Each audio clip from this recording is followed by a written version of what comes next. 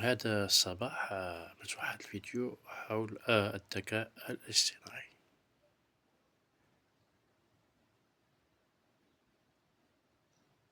بعنوان جدلية الوعي والذكاء الاصطناعي. كما قلت فهو تجربة ومشروع كتاب انتهيت منه، ولكن باقي لحد الآن ما عنديش ناشر اللي غادي ينشر هذا الكتاب هذا.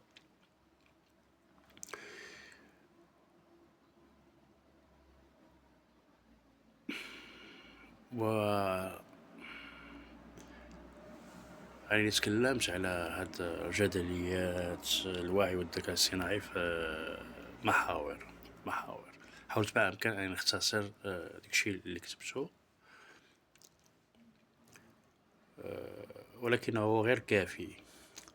بغيت غير ندقق في واحد المسألة هنايا، وكنت كتبتها أنا في الصفحة ديالي بفيسبوك اللي نشدها ومن بعد نرجع ليها. المهم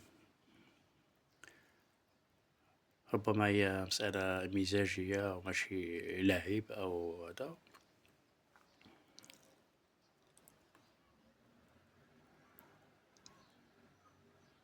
كنت كتبت بأن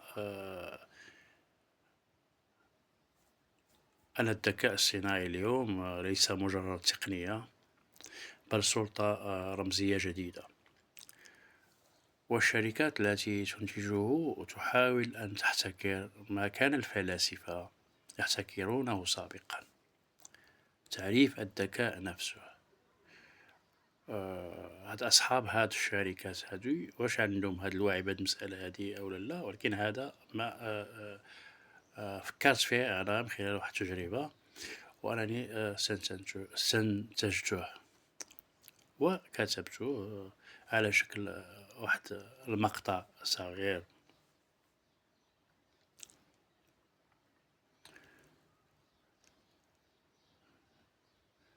وما غاديش نقول أنا تدوينة بحال اللي كيقولوا الفيسبوكيين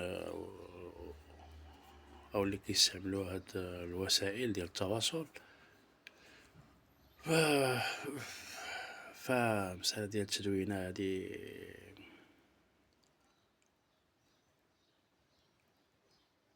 خصها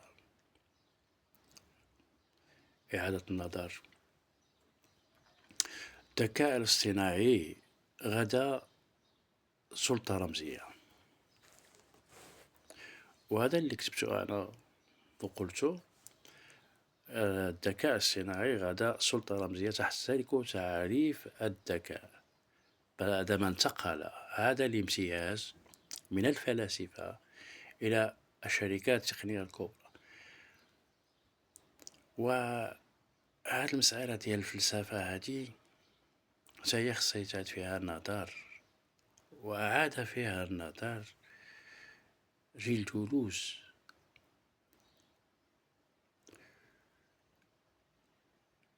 عندما تكلم عن الفلسفة كمفاهيم. وهذه مسألة طويلة.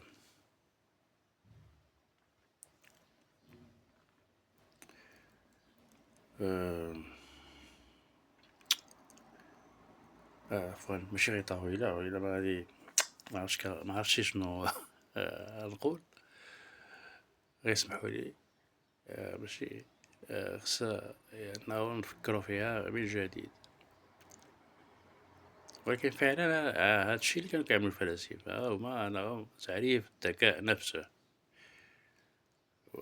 ننتقل الآن إلى الآلة، إلى هذا الذكاء الاصطناعي، وهذا يعني أن الشركات التقنية لم تعد تبيع أدوات فقط.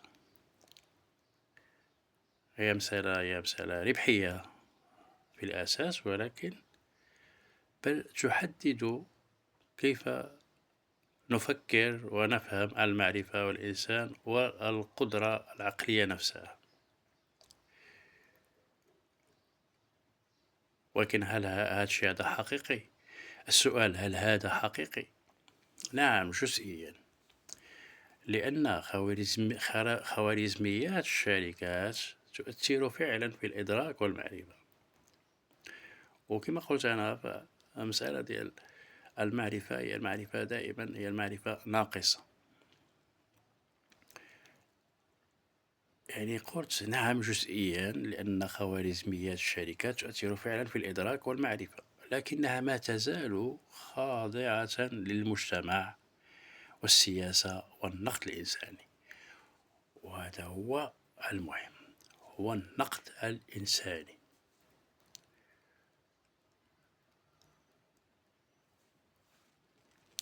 النقد الإنساني هو مهم جدا، لأنه فعل عقلي وفعل تفكير.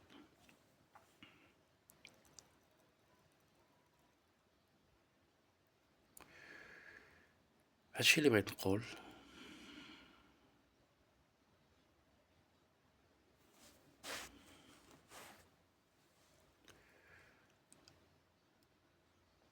النقد مهم، قلت هادشي اللي بغيت نقول. النقد مهم، ولكن وهذا النقد الإنساني، ولكن النقد ليس هو أحكام أو شتيمة أو سب.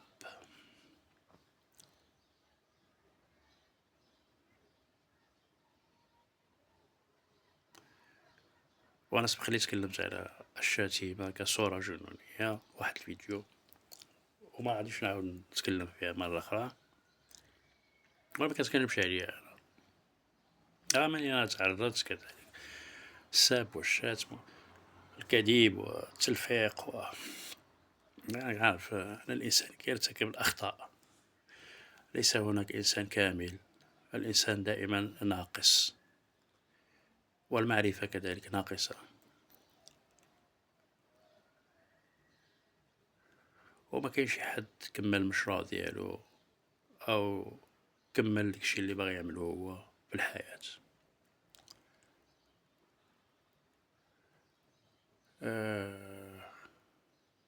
ربما هادشي اللي بغيت نقول.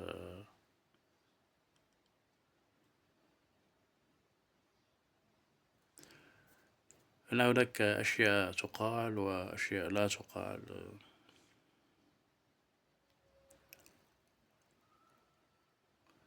إلى اللقاء.